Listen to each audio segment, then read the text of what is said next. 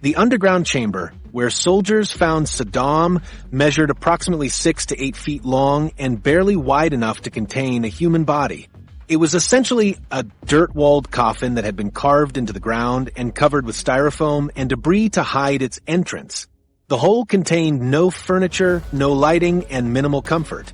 A small pipe had been installed to provide fresh air, but offered no possibility of escape.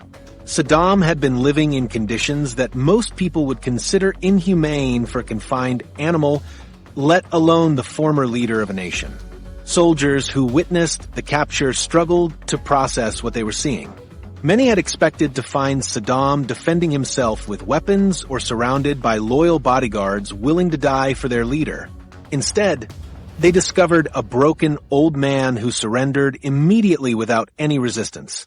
The psychological impact was profound.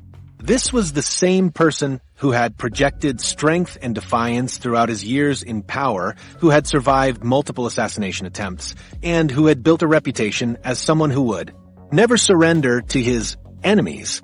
The contents of the spider hole and the nearby shack revealed the desperate reality of Saddam's final months in hiding. Soldiers discovered basic food supplies that suggested he had been eating simple meals for weeks. Personal hygiene items were minimal, explaining his disheveled appearance. The hole contained no books, no entertainment, and no communication devices. Saddam had been living in complete isolation with nothing but his thoughts for company. Military personnel found exactly $750,000 in cash hidden in 7 bundles of $100,000 each, suggesting that Saddam had maintained access to significant financial resources even while living in primitive conditions. The money was bundled in plastic bags to protect it from moisture and dirt. Along with the cash, soldiers recovered 2 AK-47 rifles and 1 loaded Colt .45 pistol, indicating that Saddam had been prepared to defend himself if discovered. This weapon's cache showed that supporters were still providing him with both financial resources and defensive capabilities, but his living conditions demonstrated that money and weapons could not solve the fundamental problem of staying hidden from coalition forces.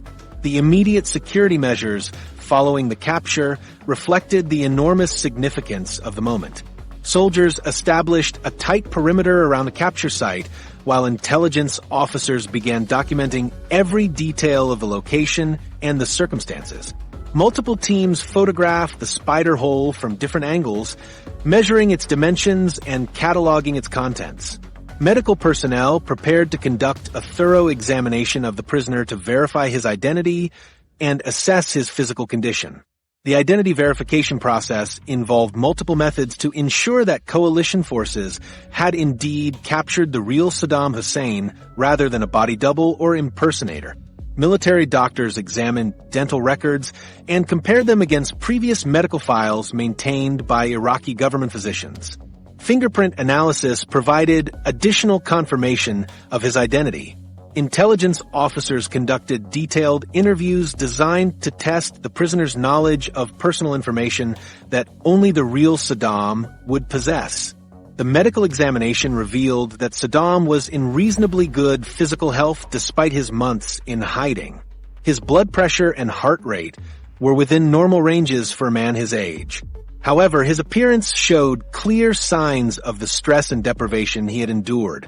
His weight had dropped significantly from his previous public appearances, and his skin showed evidence of prolonged exposure to poor living conditions. Medical personnel documented every aspect of his physical condition for intelligence and legal purposes. News of the capture spread through military channels using carefully controlled communication procedures. Field commanders reported the success to their superiors using coded language to prevent intelligence leaks. Within hours, the information had reached the highest levels of the Pentagon and the White House. However, public announcement of the capture was delayed until intelligence officers could complete their verification procedures and military leaders could prepare their media strategy. Coalition officials made a deliberate decision to publicize specific details about Saddam's degraded condition rather than simply announcing his capture. They released photographs showing his disheveled appearance during the medical examination, emphasizing how far the once powerful dictator had fallen. The images showed Saddam, with his mouth open during a dental inspection, looking confused and vulnerable rather than defiant. These photographs were designed to destroy any remaining mystique about his power and authority. The strategic value of publicizing Saddam's humiliating condition extended beyond simple propaganda. Intelligence analysts understood that showing his weakness would demoralize insurgent groups who had been fighting in his name.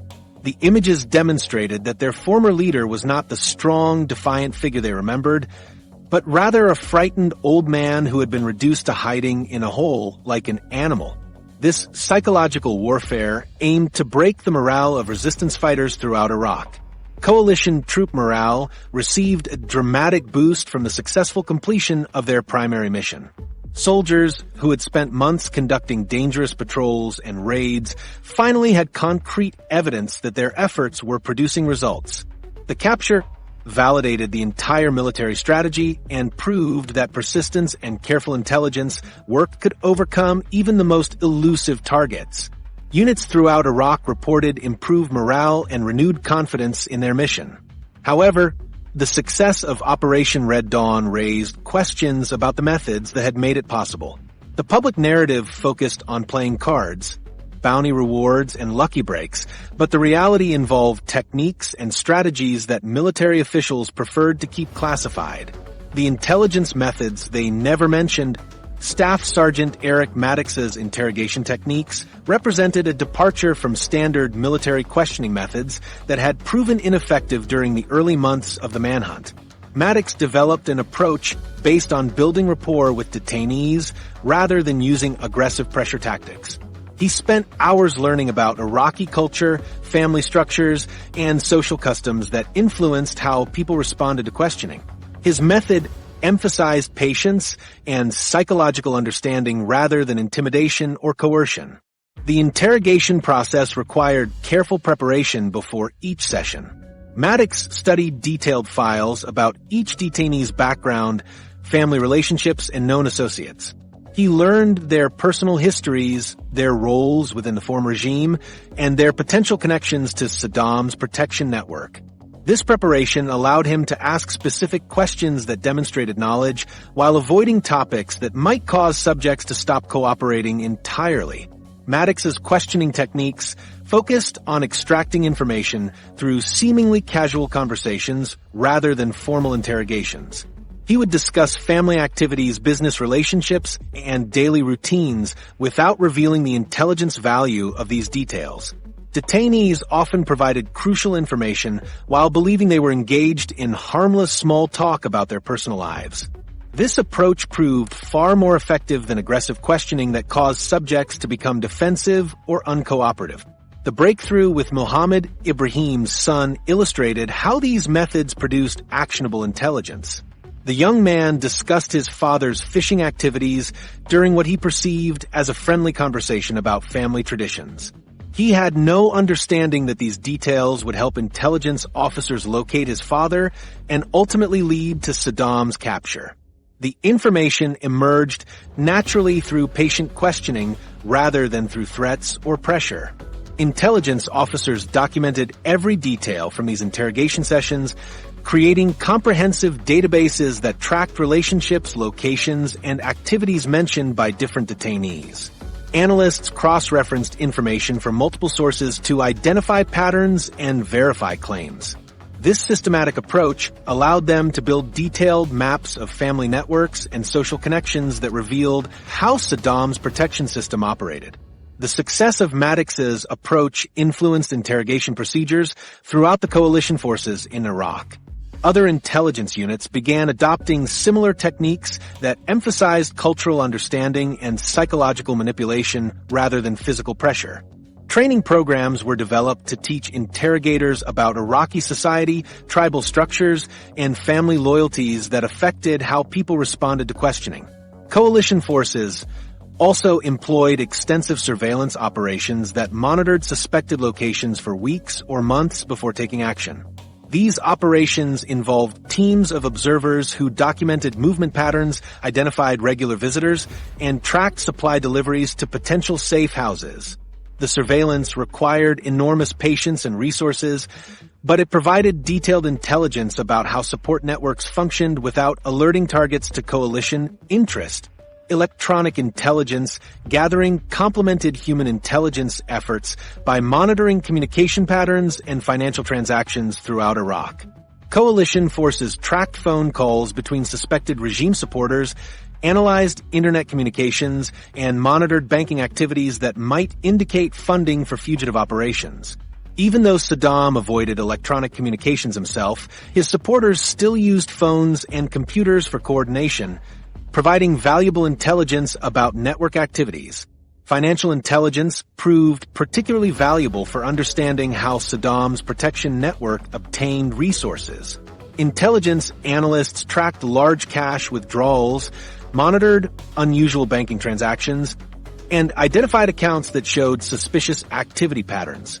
They understood that supporting someone in hiding required significant financial resources, and following money flows helped identify previously unknown supporters and potential safe house locations. The interrogation methods used during this period became subjects of controversy and international scrutiny. Numerous interrogation controversies arose post 9/11, with U.S. detainee treatment under intense international debate regarding compliance with international law and human rights standards. Cultural experts and regional specialists provided crucial insights into Iraqi society that helped intelligence officers understand loyalty patterns and social dynamics. These experts explained how tribal obligations, family honor, and personal relationships created networks of support that transcended simple political allegiances. Their analysis helped predict which individuals might remain loyal to Saddam and which groups might be willing to provide sanctuary or assistance. The anthropological insights revealed that Iraqi society operated according to complex social rules that outsiders often misunderstood. Family connections, tribal affiliations, and personal debts created obligations that influenced individual decisions about cooperation with coalition forces. Understanding these cultural dynamics helped intelligence officers develop strategies for exploiting divisions within Saddam's support networks. Technological innovations developed specifically for this manhunt included advanced surveillance equipment, improved communication intercept capabilities, and specialized tools for searching underground hiding places. Intelligence agencies created new software for analyzing large amounts of surveillance data and developed mobile laboratories for processing evidence collected during operations. These technological advances improved the speed and accuracy of intelligence analysis while reducing response times for acting on new information. International cooperation provided additional resources and expertise that enhanced coalition capabilities. Allied intelligence services shared electronic intercepts, provided specialized equipment, and contributed analytical support based on their own experiences with similar operations. These partnerships allowed the sharing of intelligence resources and expertise that no single nation could provide independently. The combination of human intelligence, electronic surveillance, cultural analysis, and technological innovation created a comprehensive approach to hunting high-value targets that differed significantly from previous military operations. The methods developed during the search for Saddam Hussein established new standards for intelligence gathering and analysis that would influence future operations worldwide.